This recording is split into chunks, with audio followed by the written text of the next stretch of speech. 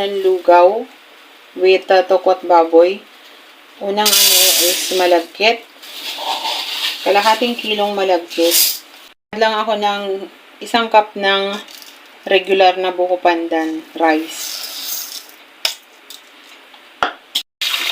Basan lang natin ito 2 beses.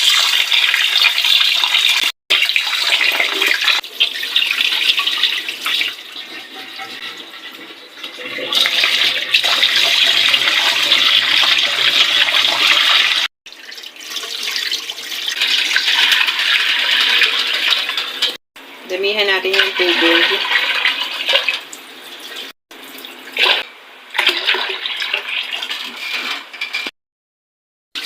Nilinis natin itong mascara. Tapos pakukuluan natin ito. Papakuluan natin ito. Sabay ng papakulo naman. Ayan siyang kumulo. Maglalaga ako ng itlog. 3. Tayo ng pamin at laurel para mabango yung pinapakuluan natin. Tapos pagkatapos nito guys, ituturbo ko yan.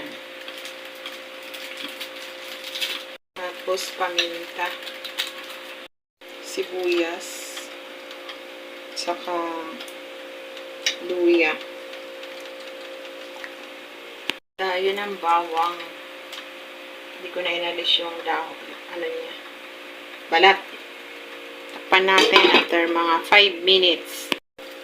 Kunti lang toyo.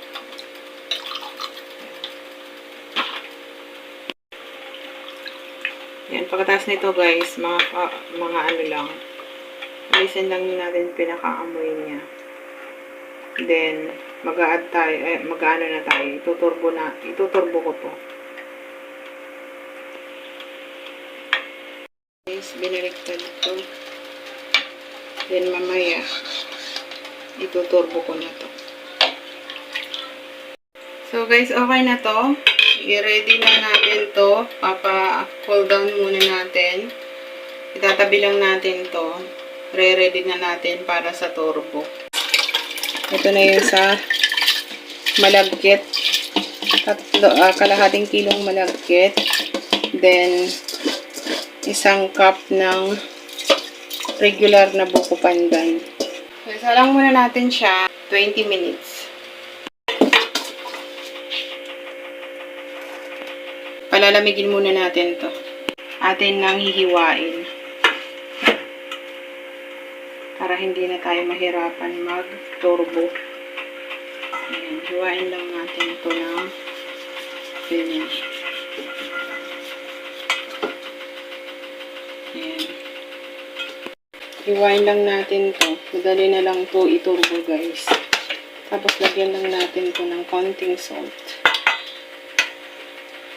Ipapa-crispy lang natin to. Slice din para madali siyang ma-crispy. Ganyan. Para madali siyang ma-crispy doon sa turbo. Salt. Salt na lang ilalagay natin dito. Atin lang ito is salt. Then, mag-add lang tayo ng pampalasa dito. Tansya-tansya na lang itong ginagawa natin. Basta lahat malagyan ng salt. Para magkaroon siya ng lasa. Baboy pala. Baboy dun sa tokwa. Ay na ba? Ating lugaw. Ang seasonings. Liquid seasonings na inilagay ko guys. Ayan. Then, mag-add tayo ng paminta. Add tayo ng paminta. Pamintang durog. So, guys, ituturbo muna natin to mga 40 minutes. Depende. Babalik ta rin naman natin yan.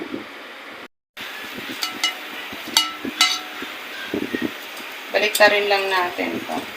Para ma-crispy yung kabila. Tapos, kapag kulang pa, balik ta rin natin ulit para ma-crispy. Ready na guys, baboy natin. Ayan, tokwa naman susunod to. Na lang yan natin. Pakita ko mamaya sa inyo. Yung tokwa, ay kailangan natin hugasan.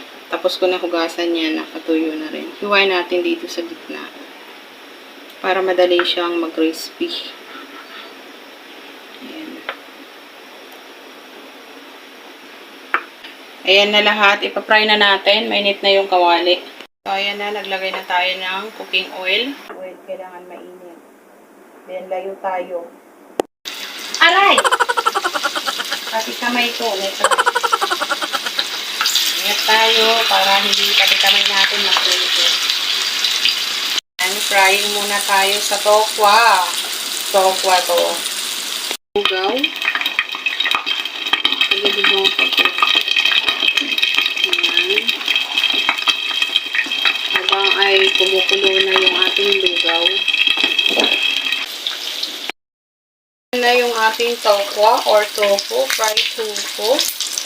Ayan, dahan-dahan tayo ngayon guys. Ay, luya.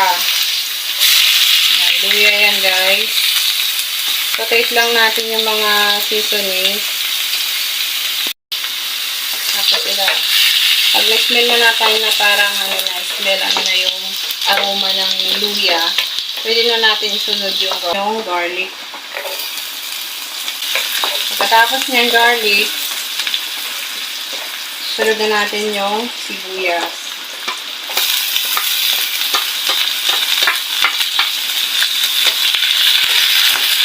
Rotate lang natin. Then, add na natin ito doon sa ating lugaw na pinapalambot. Dito na natin ilalagay yung ating sinotate na mga seasonings kanina. Okay, ito. Ayan. Add na tayo ng powder na acidic. Powder pala. Ayan. Kailangan may kulay ang ating lugaw. Ayan. Para maganda ang kulay niya. Kung mayroon naman kayo guys, yung turmeric powder, pwede yun. Tansya lang salt. Tayo ng seasonings.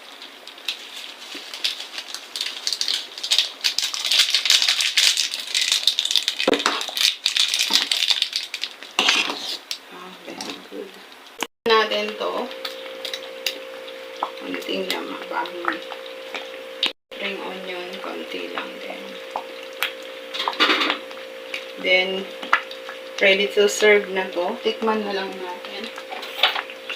Tikman natin guys kung tama lang yung lasa niya. Ito yung baboy. Dahil nga sa tayo, tofu at baboy. Ayan.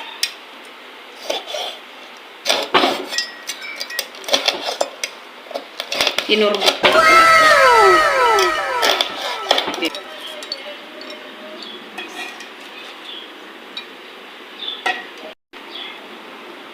Then, tofu.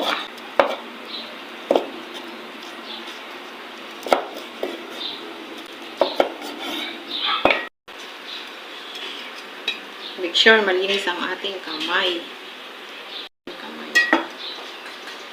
At baboy. So, lugaw.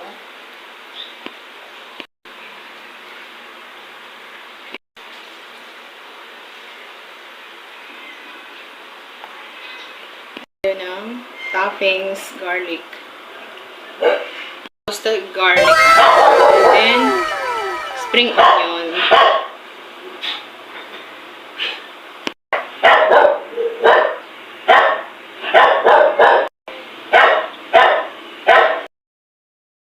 Yan na guys yung ating lugaw at tofu at baboy.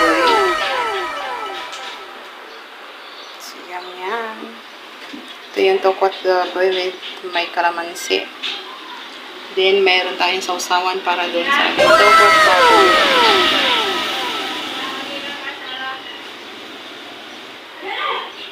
Muna tayo nito. Tayo nito guys. Tayo dito.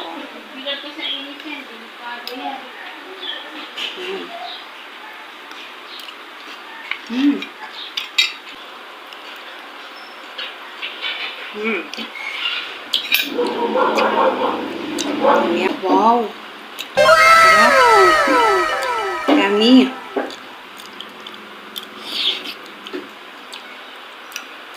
Guys, magustuhan nyo ang aking simple recipe for today. Please subscribe to my YouTube channel and then follow my Facebook page and my TikTok. Thank you guys. I really appreciate to all